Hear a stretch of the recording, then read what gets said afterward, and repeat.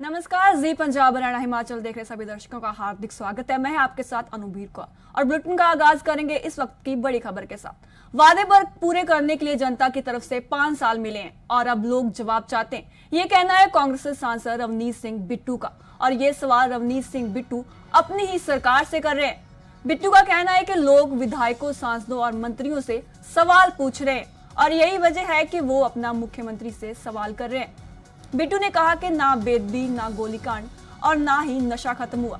साथ ही बिट्टू का कहना है कि हाईकमान को पंजाब के सभी नेताओं के साथ एक एक करके बैठक करनी चाहिए। साथ ही नवजोत सिंह सिद्धू के मुद्दे पर बिट्टू ने कहा कि पंजाब के मुख्यमंत्री और नवजोत सिंह सिद्धू का कोई भी कंपैरिजन नहीं है।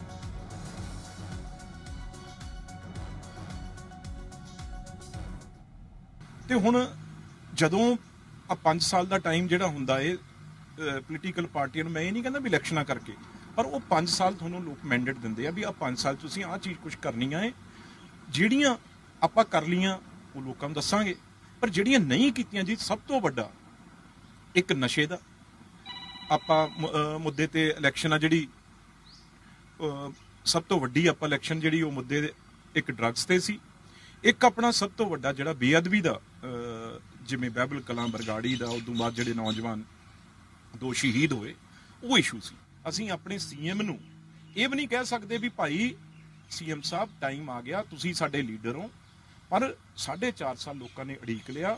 ਹੁਣ ਲੋਕ ਜਦੋਂ ਵੀ ਅਸੀਂ ਕਿਤੇ ਜਾਂਦੇ ਆ, ਲੋਕ ਕਹਿੰਦੇ ਆ ਜੀ ਬਾਕੀ ਤਾਂ ਛੱਡੋ, ਗੁਰੂ ਦੇ ਨਾਲ ਤਾਂ ਇਨਸਾਫ ਕਰ ਦਿਓ, ਸਾਨੂੰ ਇਹ ਤਾਂ ਦੱਸ ਦਿਓ ਵੀ ਜਿਹੜਾ ਡਰੱਗਸ ਤੁਸੀਂ ਬਣਾਈਆਂ ਸੀ, ਐਸਟੀਐਫ ਤੁਸੀਂ ਬਣਾਈ ਸੀ, ਜਿਹੜੀ ਉਹਦੀ ਰਿਪੋर्ट आई सी, ਸਾਡਾ ਹੱਕ नहीं बनता भी सानू ਉਹ ਚ ਦੱਸ ਦਿਓ जी।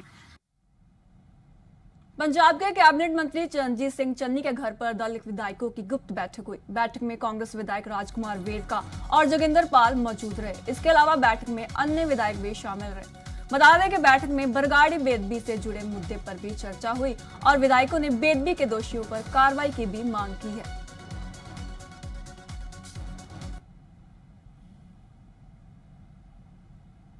मैनीफेस्टो के विच जिहड़े कोई बाकी मुद्दे रह गए और बहुत सारे मैनीफेस्टो के जिहड़े मसले आ हल हो गए साडे, और बाकी थोड़े जे हल होने वाले बाकी है। और उस संबंध दे विच ये जिहड़े शेड्यूल कास्ट नाल संबंधित इशू सी, ये मीटिंग सिर्फ उस वास्ते सीगी और ये मीटिंग दे वास्ते असीं रिव्यू कीता है कि किहड़े-किहड़े मसले बाकी रह गए हैं और अपने मुख मंत्री जी नाल असीं बैठांगे, मसले नूं हल करांगे। पंजाब में कांग्रेस विधायकों की हो रही बैठकों पर राज्य के कैबिनेट मंत्री बलबीर सिंह सिद्धू की भी प्रतिक्रिया सामने आई है। उन्होंने कहा है कि किसी को समस्या है तो हाईकमान से बात करें, इस तरह की बयानबाजी से पार्टी को नुकसान हो सकता है।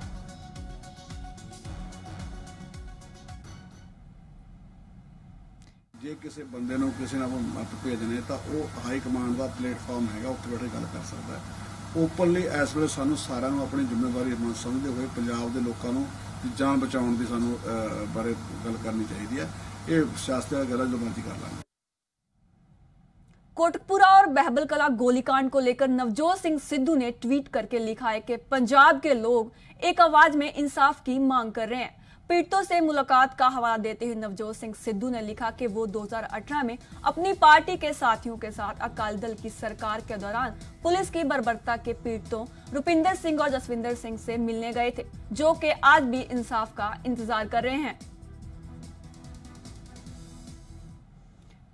कांग्रेस सांसद मोहम्मद सदीक ने मुख्यमंत्री कैप्टन अमरिंदर सिंह से मुलाकात की और कांग्रेस विधायक कीकू ढिल्लों पर चुनाव के दौरान दखलंदाजी का आरोप लगाते हुए नाराजगी का इजहार किया।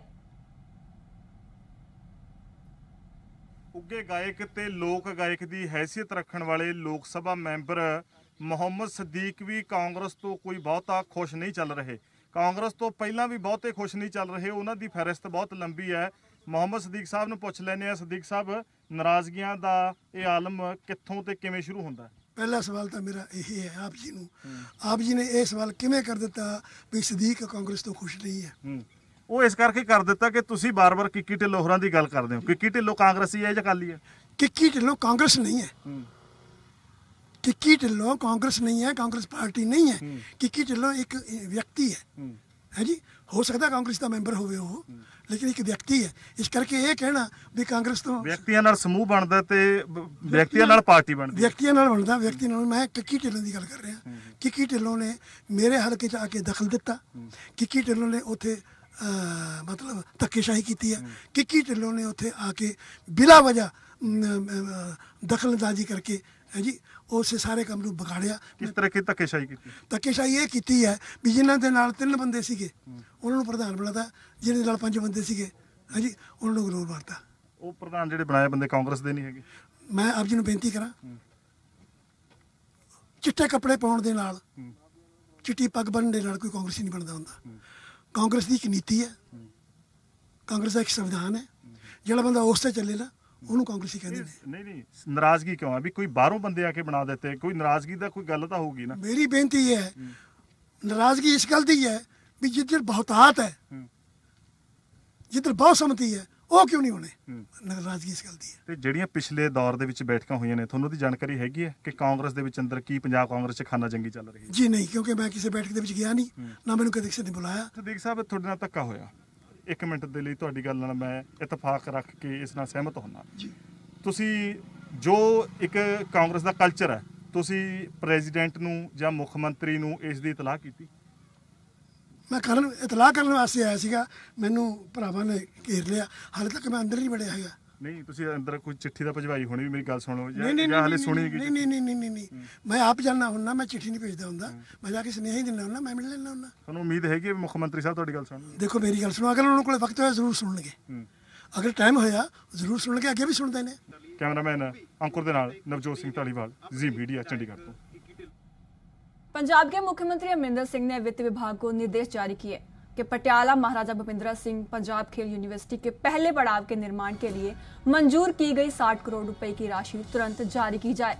उन्होंने वित्त विभाग को इस प्रतिष्ठित संस्था के लिए साल के बजट में घोषित राशि बढ़ाने का भी कहा है।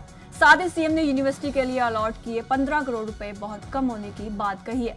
मुख्यमंत्री ने लोक निर्माण मंत्री विजय इंद्र सिंगला और खेल मंत्री राणा गुरमीत सिंह सोढी को काम में तेजी लाने और तालमेल बनाने के निर्देश भी जारी किए हैं। साथ ही तालमेल बनाने के लिए खेल मंत्री को 3 सदस्यीय कमेटी बनाने का भी कहा है।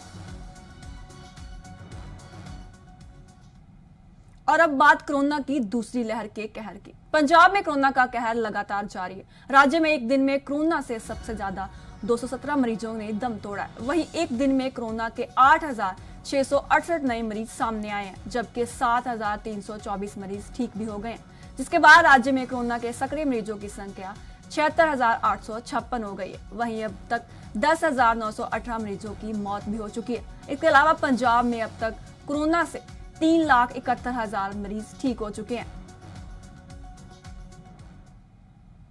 कोवैक्सीन निर्माता कंपनी भारत बायोटेक ने ट्वीट करते हुए जानकारी दी है कि 1 मई से लेकर 18 राज्यों को वैक्सीन की सप्लाई की गई है और आगे भी प्रयास जारी रहेगा। ट्वीट में भारत बायोटेक की तरफ से लिखा गया कि 1 मई से 18 राज्यों को वैक्सीन की सीधी सप्लाई की गई है। हम अपने प्रयास लगातार जारी रखेंगे। आप खुद को और अपने प्रियजनों को वैक्सीनेट जरूर करवाएं। दिल्ली में कोरोना के मोर्चे पर राहत की खबर सामने आई है। दिल्ली में संक्रमण की रफ्तार में गिरावट दर्ज की है। 19 दिनों में संक्रमण की दर आधी हो गई है। 22 अप्रैल संक्रमण दर 36.24% थी, जबकि 11 मई को 17.76% थी।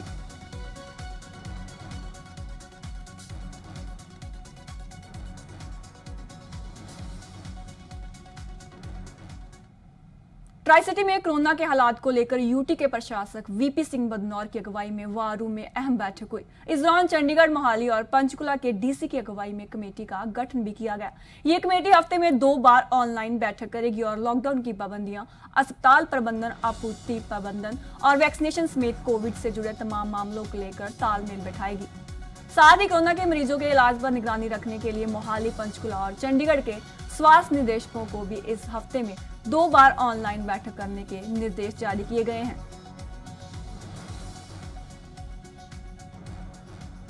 कोरोना संकट में कांग्रेस सांसद परनीत कौर ने पीएम मोदी और गृह मंत्री अमित शाह से अपील की है कि पंजाब का ऑक्सीजन कोटा 195 मीट्रिक टन से तुरंत बढ़ाकर 300 मीट्रिक टन किया जाए। साथ ही पंजाब को आवंटित किए गए ऑक्सीजन टैंकरों की संख्या बढ़ाने की भी अपील की है।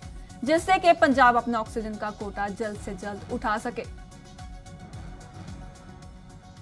अपील की है सीएम ने, असी सारे एमपीज़ ने कि प्लीज़ प्रधानमंत्री जी, असी बॉर्डर स्टेट है, असी उन्हां स्टेटां विचों है जिथे ज़्यादा फैलिया होया है, तुसी ये मदद करो, सानू टैंकर 8 होर जल्दी दो और साडी जिहड़ी एलोकेशन है बुखारो तो होर साडी और नेड़े करो।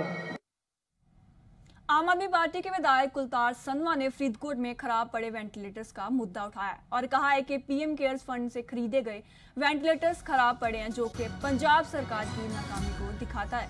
उन्होंने पंजाब सरकार से वेंटिलेटर्स ठीक कराने की अपील की है, साथ ही दोषी अधिकारियों पर कार्रवाई की भी मांग की है। हमारे पास इस समय टोटल वेंटिलेटर जो ठीक हैं वो है अराउंड 42 बेड वेंटिलेटर्स, ठीक है जी। और कुल हमें 82 वेंटिलेटर प्राइम मिनिस्टर योजना से आए थे। प्राइम मिनिस्टर योजना वाले जो हैं उसमें से लगभग 62 वेंटिलेटर्स वो ख़राब हैं और वो शुरू से ही ख़राब हैं। ये सिर्फ फरीदकोट में ख़राब नहीं है, ये मेरे ख्याल से पंजाब में और सारे देश में ये ख़राब होंगे क्योंकि इनकी क्वालिटी अच्छी नहीं थी। पीएम केयर से ये फंड से आए थे। ये रोज वेंटिलेटਰਾਂ ਦੀ ਕਮੀ ਕਾਰਨ ਦੇਸ਼ ਦੇ ਵਿੱਚ ਪੇਸ਼ੈਂਟ ਮਰ ਰਹੇ ਆ, ਪੰਜਾਬ ਦੇ ਵਿੱਚ ਪੇਸ਼ੈਂਟ ਮਰ ਰਹੇ ਆ ਔਰ 6 ਦਰਜਨ ਦੇ ਕਰੀਬ ਵੈਂਟੀਲੇਟਰ ਜਿਹੜੇ ਪੀਐਮ ਕੇਅਰ ਦੇ ਵਿੱਚੋਂ ਆਏ ਸੀ ਉਹ ਅਨਯੂਜ਼ਡ ਪਏ ਆ ਮੈਡੀਕਲ ਕਾਲਜ ਫਰੀਦਕੋਟ ਔਰ ਪੰਜਾਬ ਗਵਰਨਮੈਂਟ ਦੀ ਇੰਨੀ ਨਾ ਅਹਿਲੀਅਤ ਹੈ ਕਿ ਉਹਨਾਂ ਨੂੰ ਠੀਕ ਨਹੀਂ ਕਰਾ ਸਕੇ ਹੋਈ ਤੱਕ। ਉਹ ਠੀਕ ਕਰਾਓ ਕੈਪਟਨ ਅਮਰਿੰਦਰ ਸਿੰਘ ਜੀ, ਇਹ ਘਰੇ ਬੈਠ ਕੇ ਕੁਝ ਨਹੀਂ ਹੋਣਾ। ਇਸ ਲੋਕਾਂ ਦਾ ਹੁਣ ਸਮਾਂ ਹੈ ਵੀ ਲੋਕਾਂ ਦਾ ਆਪਾਂ ਹੱਥ ਫੜੀਏ। ਇਹ ਕਿਉਂ ਨਹੀਂ ਠੀਕ ਹੁੰਦੇ? ਜਿਹੜੇ ਦੋਸ਼ੀ ਹੈ ਉਹਨਾਂ ਤੇ ਕਤਲ ਦਾ ਮੁਕੱਦਮਾ ਚੱਲਣਾ ਚਾਹੀਦਾ। हरियाणा में कोरोना के मामले लगातार बढ़ रहे हैं। राज्य में एक दिन में कोरोना के 11,637 नए मामले सामने आए हैं। वहीं 24 घंटे में कोरोना के 144 मरीजों ने दम तोड़ दिया। इसके बाद हरियाणा में कोरोना के सक्रिय मामलों की संख्या 1,08,000 से पार हो गई है।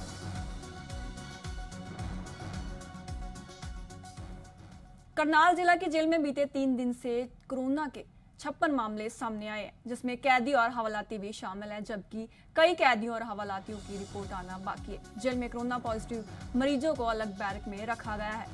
सिविल सर्जन ने बताया कि मेडिकल स्टाफ कोरोना संक्रमित कैदियों और हवालातियों का इलाज कर रहा है।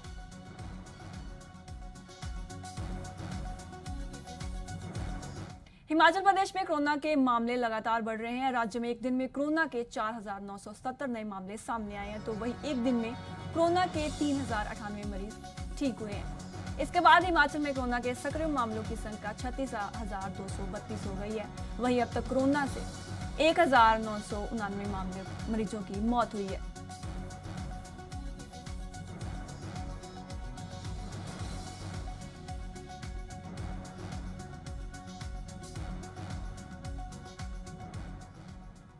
हिमाचल में कोरोना के बढ़ रहे मामलों से निपटने के लिए राज्य सरकार लगातार हालात पर नजर बनाए हुए है। मुख्यमंत्री जयराम ठाकुर ने ताजा हालात पर जानकारी देते हुए ट्वीट किया है और बताया है कि प्रदेश के स्वास्थ्य संस्थानों में ऑक्सीजन की पर्याप्त आपूर्ति की जा रही है। प्रदेश के कई अस्पतालों में ऑक्सीजन प्लांट स्थापित किए जा रहे हैं। इसके साथ ही कोविड के मरीजों की सुविधा के लिए बिस्तरों की क्षमता बढ़ाने की भी लगातार कोशिश की जा रही है।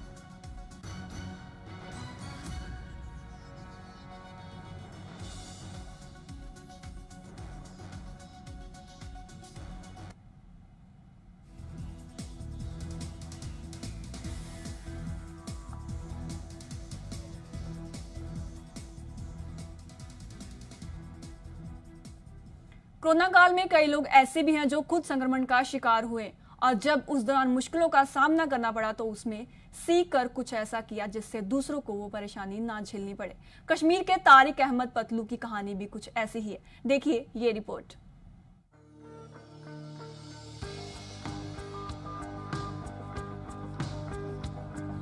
श्रीनगर की खूबसूरत डल झील और उस पर तैरता मोबाइल शिकारा एम्बुलेंस।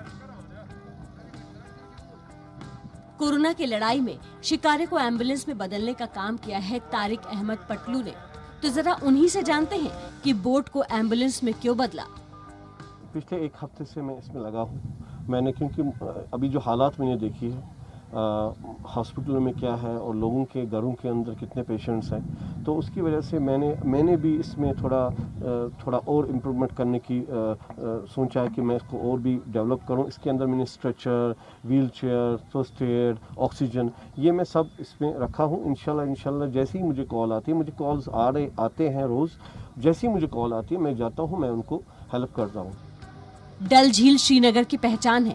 इस झील में शिकारे और हाउस बोट का घर ही नहीं बल्कि बड़ी संख्या में स्थानीय निवासियों का आवास भी है। लेकिन कोरोना काल में मुश्किलें तब बढ़ जाती हैं जब रात में कोई मेडिकल इमरजेंसी आती है। इसी को ध्यान में रखकर तारिक अहमद पतलू ने मोबाइल शिकारा एम्बुलेंस सेवा शुरू की। इससे यहाँ के लोग भी काफी खुश हैं। मतलब ये आज से 10 या 15 या 20 साल पहले होना चाहिए जो आज हो रहा है। जो तारिक साहब ने ये कदम उठाया है, बहुत ही अच्छा कदम उठाया।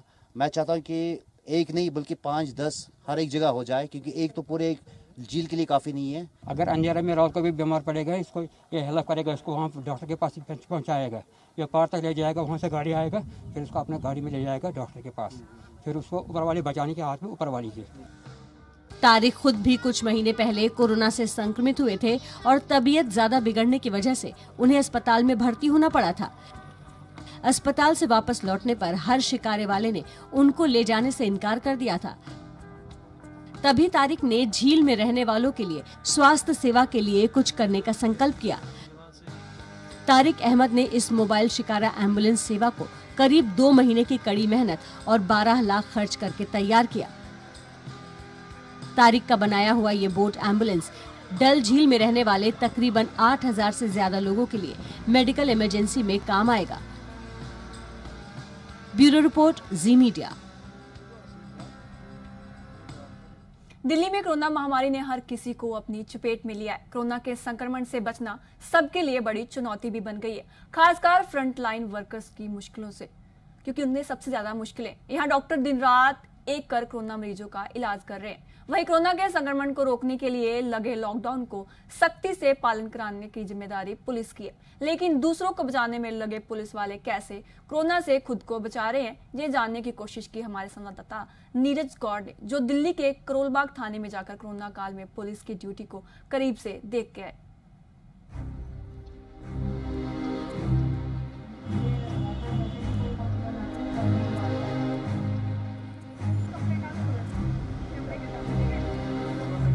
कोरोना काल में पुलिस वालों की भूमिका दोहरी हो गई। एक तरफ अपराध रोकने की जिम्मेदारी तो है ही, लेकिन साथ ही कोरोना गाइडलाइंस का फॉलो कराने और पाबंदियों को भी सख्ती से लागू करने की भी चुनौती है। अगर एक सिलेंडर आप अरेंज करा दें तो सर बड़ी मेहरबानी होगी। मैं कोशिश करता हूँ, मैं देखता हूँ। इसके अलावा कोरोना के मरीजों और उनके परिवार वाले भी पुलिस की मदद मांग रहे हैं। कोरोना की दूसरी लहर में तो पुलिस वालों की चुनौतियां काफी बढ़ गईं। पुलिस को किन मुश्किलों का सामना करना पड़ रहा है, ये जानने के लिए जी न्यूज संवाददाता पहुंचे Karol Bagh police station. Delhi police ने कोरोना के संक्रमण से बचाव के लिए तमाम उपाय किए हैं और एक उपाय ये है कि अगर कोई शख्स थाने में अपनी शिकायत लेकर आता है तो वो डायरेक्ट इस थाने के अंदर नहीं जा सकता है। उसके लिए यहाँ गेट पर एक कंप्लेंट बॉक्स बनाया गया है जिस पर लिखा है पुलिस स्टेशन करोलबाग, कोविड-19 महामारी के मद्देनजर आप अपनी शिकायत इस शिकायत पेटी में डालें, ये लिखा हुआ है। और फिर उसके बाद जो आदमी है, जो शख्स है, वो यहाँ डालने के बाद थाने के अंदर भी आ सकता है। अगर उसको अपने इन्वेस्टिगेशन ऑफिसर से मिलना हो फिजिकली या फ़ोन पर बात करनी हो तो उसके लिए वो यहाँ पर एक डेस्क बनाया गया है जहाँ एक कांस्टेबल है, वो उसका पूरा मॉनिटर करती है। यहाँ आप देख सकते हैं ये एक स्क्रीन है जो कि वीडियो कॉन्फ्रेंसिंग के जरिए वो अपने आईओ से बात कर सकते हैं। आईओ थाने के अंदर होंगे और जो कंप्लेनर होगा वो यहाँ पर होगा। कोरोना की वजह से पुलिस स्टेशन तो लोग कम ही आते हैं, लेकिन अब शिकायत के साथ मदद मांगने के लिए कॉल काफी आ रहे हैं। व्हाट्सएप कर दीजिए तो अभी थोड़ी देर में हमारा कोई बीट अफसर आपको दवाई आपके घर पे दे जाएगा। जब हम किसी भी थाने में आते हैं तो थाने का एक सबसे अहम पार्ट होता है ड्यूटी ऑफिसर रूम। ये वो रूम होता है जहां पर अगर आप 100 नंबर पे कॉल करते हैं या किसी भी तरीके से कोई शिकायत अगर आप करते हैं पुलिस को, तो सबसे पहले आपका जो फेस होता है जो वो होता है ड्यूटी ऑफिसर से। तो यहाँ पर एक हेड कांस्टेबल है कमलेश, उनके साथ में एक कांस्टेबल है, दोनों आपको ऐसे ही हर थाने में मिलेंगी।